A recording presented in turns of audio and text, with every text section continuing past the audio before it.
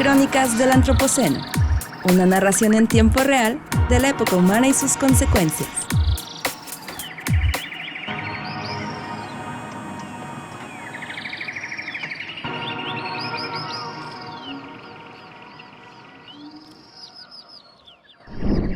Hola y bienvenidos a Crónicas del Antropoceno. Yo soy tu anfitrión Víctor González Quintanilla y me acompañan esta semana Abril Ambriz. Hola, ¿cómo están?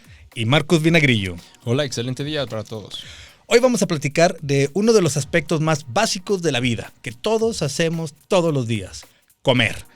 Desde la nutrición básica hasta el consumismo irracional y todas las consecuencias que ello trae. Vamos a hacer una crónica de cómo los humanos nos empezamos a comer el mundo. Pero definamos a qué nos referimos con nutrición. La nutrición es el proceso biológico e involuntario en el que los organismos obtienen los alimentos, los nutrientes o moléculas necesarias para la vida. En los animales, incluyendo a los seres humanos, los nutrientes son obtenidos a través de comer, un asunto que no está limitado a lo biológico. La comida no solo se ingiere. Antes de llevársela a la boca, se planea, se piensa detalladamente lo que se va a comer. Además de dónde, cómo y con quién. Por lo tanto, adquiere un valor simbólico que marca el paso de lo natural a lo cultural.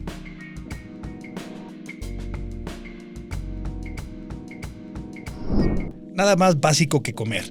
La historia de nuestro planeta se podría contar desde la historia de la alimentación humana, puesto que es una necesidad básica, pero tiene también un impacto enorme en la manera en la que nos relacionamos, la manera en la que impactamos y cómo organizamos al mundo, puesto que además del impacto directo sobre las formas de vida, sobre la biodiversidad a los que nos comemos, y a veces nos comemos hasta la extinción, que ha sucedido en muchos casos y hay muchos ejemplos, también nuestra alimentación o el hecho de que tenemos que crecer comida también transforma los paisajes al cambiar bosques a campos de soya o selvas, a campos de maíz y bancos de peces en latas de un supermercado. O sea, todos estos espacios que antes estaban llenos de biodiversidad, pues han sido sustituidos por plantaciones o por lugares de cultivo. Pero para comprender esta historia debemos repasar 3 momentos críticos, ¿no, Marcos?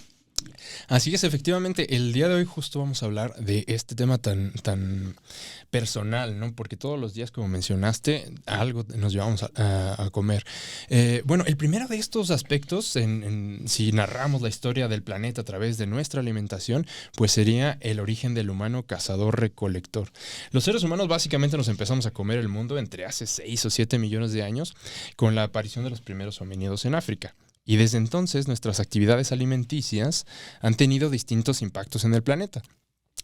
Sabemos ahora que los humanos como los seres humanos, los primeros como el Australopithecus, eran prácticamente veganos, ¿no?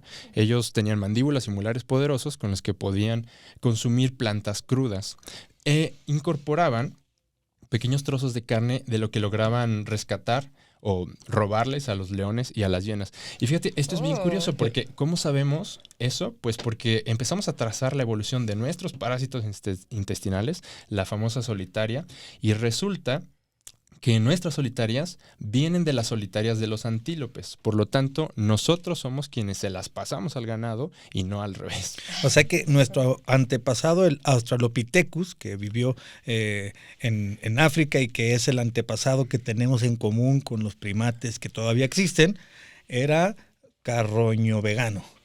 Sí, algo así. En realidad hay muchas especies de humanos. El Australopithecus es uno de los que tenemos más datos. Es la famosa tía Lucy, ¿no? Que la nombraron así porque estaba la canción de Lucy in the Sky with Diamonds de los Beatles cuando descubrieron el fósil. Y pues bueno, rastreando a los Australopithecus sabemos ahora que, por ejemplo, ellos posiblemente ya usaran el fuego, pero no lo usaran para cocinar.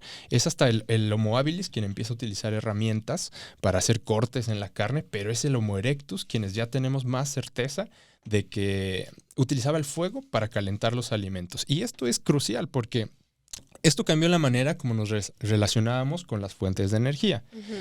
Al cocinar los alimentos hay muchas ventajas. Por ejemplo, se desdobla el almidón de las papas, que en otro escenario una papa cruda no te nutriría, realmente no podrías acceder a los nutrientes. Y también cancela las toxinas de semillas como los frijoles. Si no sabían, los frijoles crudos son venenosos. Hay que cocinarlos para que esas toxinas se cancelen y entonces podamos ingerirlas. Pues con el uso del fuego para poder cocinar los alimentos es que logramos acceder a una nutrición más amplia, más diversa, y esto tuvo consecuencias en nuestra propia anatomía. Los humanos empezamos a tener bocas más pequeñas, estómagos e intestinos más pequeños, y aprovechar esa energía en el desarrollo de otra parte, que es el cerebro. Claro.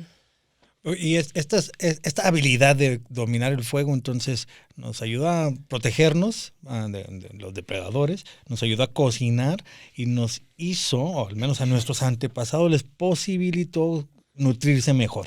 Es decir, tener mejor acceso a los nutrientes que la comida les daba, y eso también posibilitó entonces que creciera. Al parecer, la evidencia indica que fue por ahí donde empezó a crecer incluso el tamaño del cerebro, porque estábamos mejor nutridos, y esta relación de la nutrición, pues, ha marcado la historia de nuestra especie. Sí, efectivamente. Básicamente, inventar la cocina hizo que nuestro cerebro creciera, ¿no? Y con estas nuevas habilidades de cocina y un cerebro más complejo, los humanos, como el Homo erectus y en adelante, empezaron a viajar por el mundo, y es aquí donde comienza realmente el impacto a nivel planetario. Lo que llamamos, en alguna vez lo mencionamos, el antropoceno temprano. Pues, por ejemplo, en cualquier parte donde llegaba un ser humano, se extinguía un elefante u otros animales de gran tamaño que eran cazados precisamente por los humanos y terminaban en nuestras primeras parrilladas. Entonces, dijiste que vamos a mencionar tres momentos en esta crónica de nuestra relación con los alimentos. El primero tiene que ver con el cazador-recolector. Ya mencionaste a nuestros antepasados y que ya dejaron la primera huella, ¿no? Y aquí nuestra compañera Abril, que es historiadora del arte, quizá me pudiera decir si estoy equivocado, pero pues probablemente es una de las primeras huellas en la historia del arte, estas pinturas rupestres, claro, donde dejamos la huella de una mano, donde dejamos la huella de lo que nos comimos. Tú tienes el dato incluso de la primera, al parecer la más antigua. A ver, ¿cuál es? Bueno, pues precisamente la pintura rupestre más antigua donde aparece un animal es el cerdo salvaje de Indonesia, que se llama Barbirusa, que tiene aproximadamente 45,000 años. Yo creo que podemos pasarles un poquito de la imagen de la Barbirusa. Sí, está interesante verla. La imagen la vamos a poner en la descripción del capítulo, y también en nuestras redes sociales la tienen que ver. Y aparte todavía existe este animal, ¿no? Yo nunca lo había visto. Sí, pues básicamente es como un jabalí, pero que tiene 4 colmillos, y 2 de esos colmillos salen de la nariz hacia los ojos. Le salen de la nariz, o sea, le atravesó el paladar. Oye, pero aquí está bien interesante esto que mencionan, cómo desde entonces ya representábamos a nuestra comida. Digamos como la primera representación de nuestra comida está ahí, desde las pinturas rupestres. O sea, es la primera vez que alguien posteó en su muro lo que comió. Ajá, exactamente. Sí. Es el primero. 45,000 años, o sea, estamos hablando de lo que pudieran muchos decir que es la prehistoria, pero bueno, ya le empezamos a llamar historia cuando hay documentación, y esta es una de las primeras documentaciones, y muy interesante que lo primero que poníamos era lo que comíamos. Así es que nuestra relación con el alimento no es únicamente nutricia. Como vamos a ver, la comida es una fuente de inspiración y de creación cultural. Sí. Por esta razón, las pinturas rupestres suelen retratar a sus alimentos. Sí, oye, y además de nutrir, a ver, ahorita que hablaban como del crecimiento del cerebro, se me vino a la mente esta teoría del mono dopado, me parece que es. ¿Qué me dicen de eso? Porque luego también es bien interesante o sea, que a partir de los hongos alucinógenos, pues fue el cerebro que empezó a hacer como las conexiones más interesantes ahí. Sí, pues mira, básicamente para quien no conozca, esta teoría plantea que una de las razones por las que nuestro cerebro desarrolló más conexiones es porque al consumir sustancias alucinógenas como los hongos, como algunas plantas, los cactus, etcétera, se potenciaban pues estas visiones, alucinaciones, relaciones neuronales que potenciaban el crecimiento del cerebro. Esto no está tan perdido. De hecho, muchos animales consumen sustancias narcóticas, alcohólicas o alucinógenas en su vida. Por ejemplo, las mariposas, si no sabían, muchas de las mariposas son atraídas por la fruta en descomposición. Es decir, un árbol da guayabas, da mangos, se caen al piso, se pudren, y esto llama la atención de las mariposas. Cuando vayan por el bosque o la selva se van a dar cuenta, y esto es porque a las mariposas pues básicamente les gusta el alcohol, ¿no?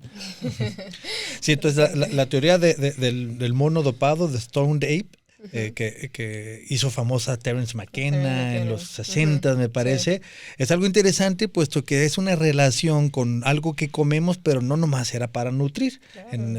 Eran estos diferentes elementos que son los hongos, y en todo el mundo hay de diferentes tipos, pues causaban otra cosa, no nutrición, no era para llenarse la panza, era para sentirse diferente, y hay evidencia de que se usan desde hace mucho tiempo. Entonces estamos en la etapa de la crónica de cómo nos empezamos a comer el mundo en 3 partes. En la primera, se terminó la primera, que fue nuestro ancestro, el cazador-recolector. ¿Cuál sigue?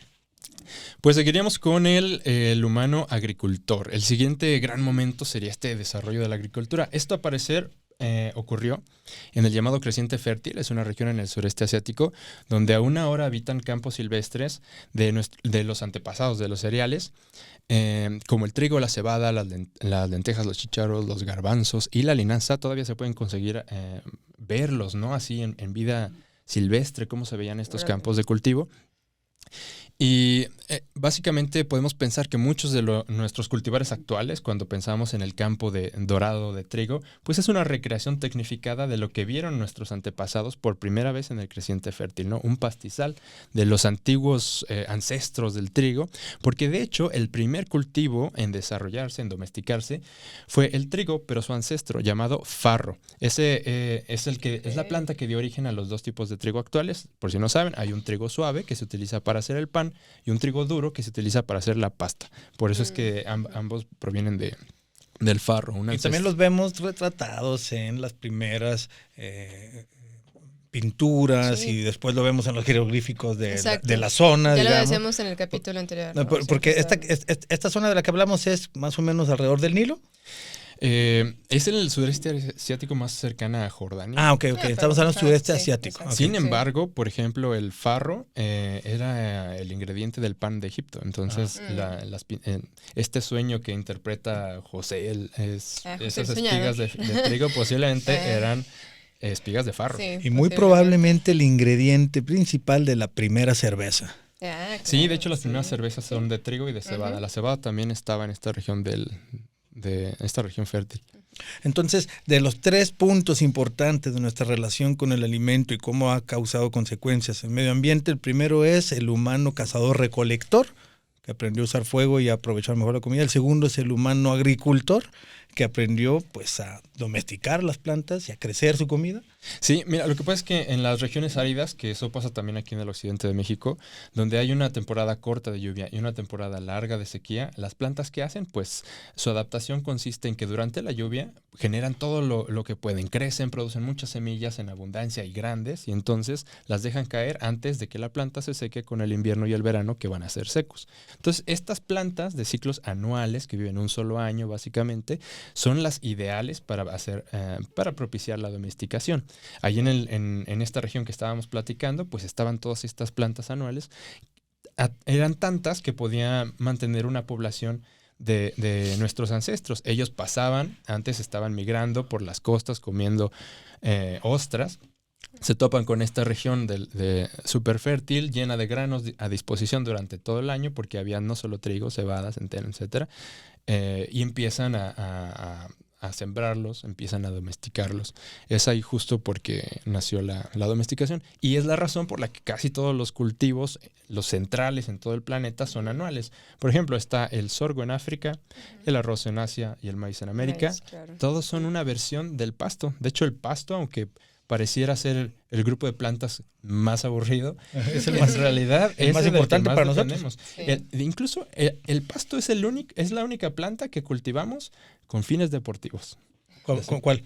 El fútbol. Ok, sí, claro. Claro. Pues sí. Y casi todas las calorías, la mayoría de las calorías que consume la humanidad viene de un pasto, ya sea arroz, trigo, maíz, o los pastos que crecemos para alimentar al ganado.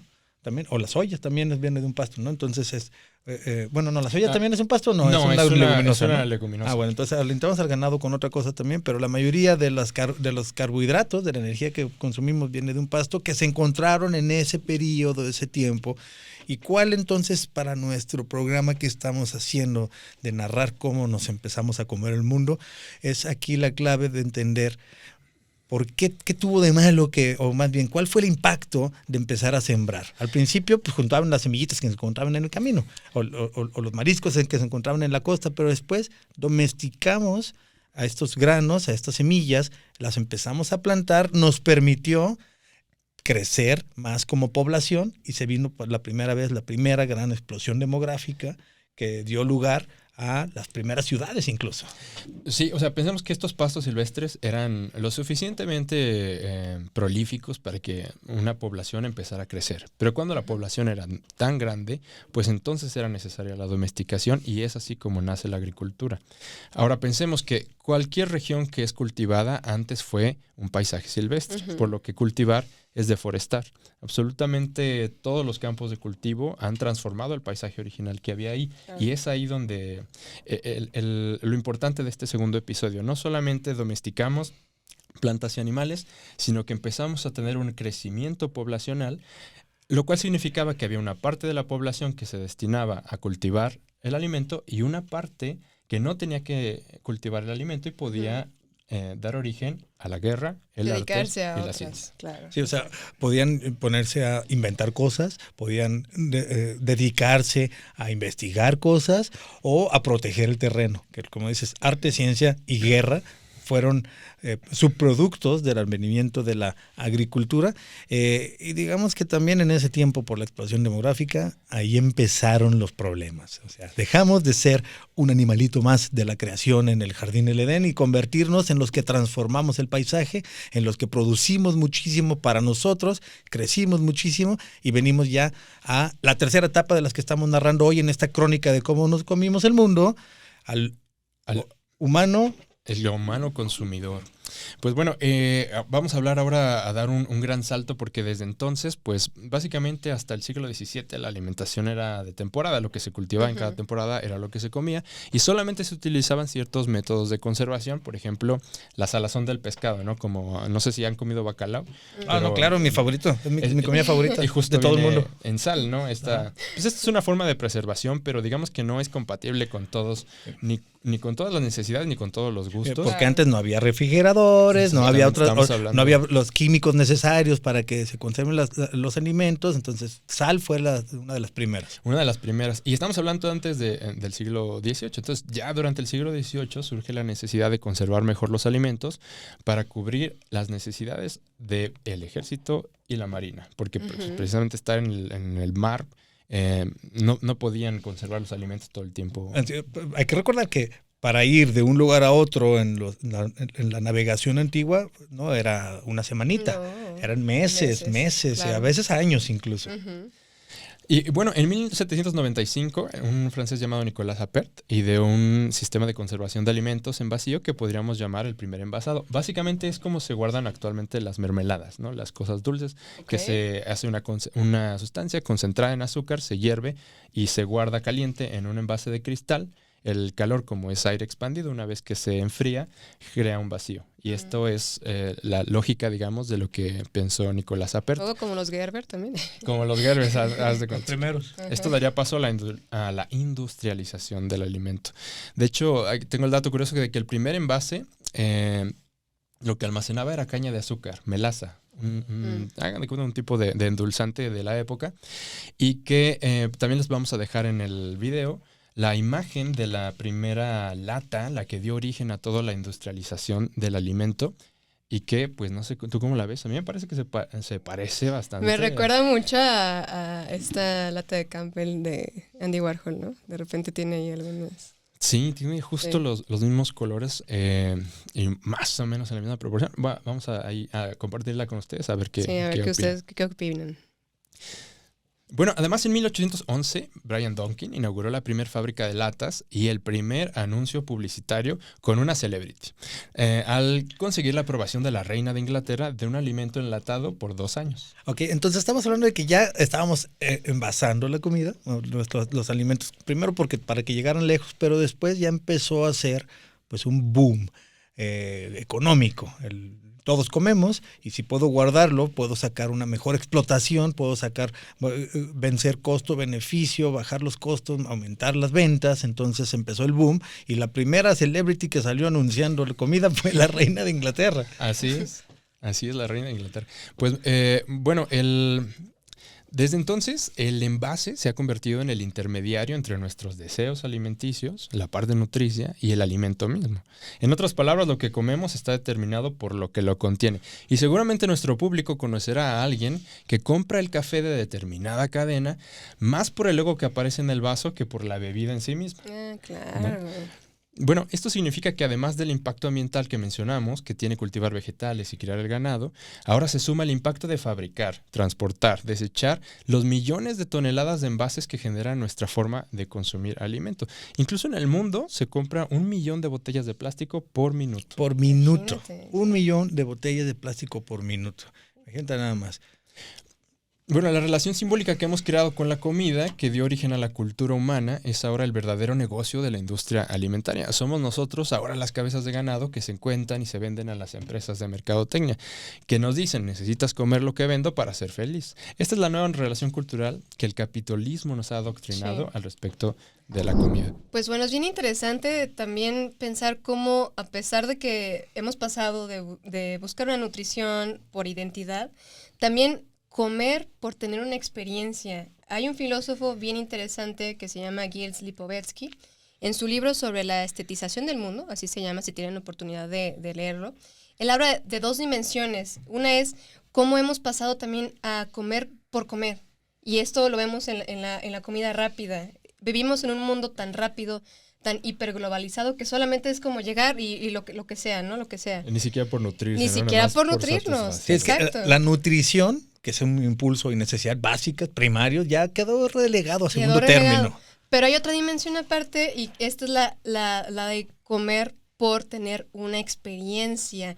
Estamos también llenos de esto, lo vemos en los canales de la televisión, en programas que hablan de esto, en solo tener como la selfie, pero tener esta experiencia de comer. Sí, hay todo un negocio de turismo de alimentos, Exacto. ¿no? Toda la ruta Sí. del vino. Comer por identidad, comer por estatus. Por estatus, exactamente. Ya no es ya no solamente por nutrición, lleva a otras dimensiones que incluso a veces pueden llegar a ser hasta ilógicas, ¿no?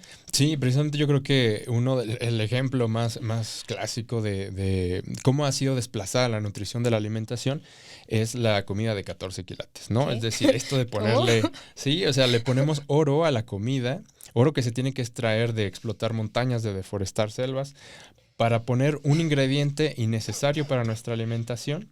Y que simplemente es para que salga bien la selfie. O sea, pero solamente sirve de adorno, porque según entiendo el oro No. ni nos hace falta ni lo podemos digerir. No, ni nos hace falta ni lo podemos digerir. Esto de la comida con oro es puro estatus.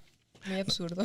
Hasta esos extremos llega este impulso que era básico, que después se hizo complejo, que ya vimos toda esta narración de nuestros antepasados que pasaron de ser cazadores recolectores, carroño veganos, marisqueros de oportunidad, a los antepasados que pudieron domesticar a los granos y las frutas y las verduras que querían comer, lo cual dio el advenimiento de las ciudades, del arte, de la ciencia, de la guerra, pero ahí vino esta ruptura que empezó a hacer este gran impacto que la humanidad tiene en el mundo y que hoy en la etapa de estas 3, la de humano consumidor, pues es una de las causas más fuertes de la depredación de la naturaleza, tanto porque nos comemos hasta agotarnos a los animales y cada vez tenemos que empezar a comer animales más pequeños y más pequeños, o porque para producirlos estamos depredando áreas naturales y estamos contaminando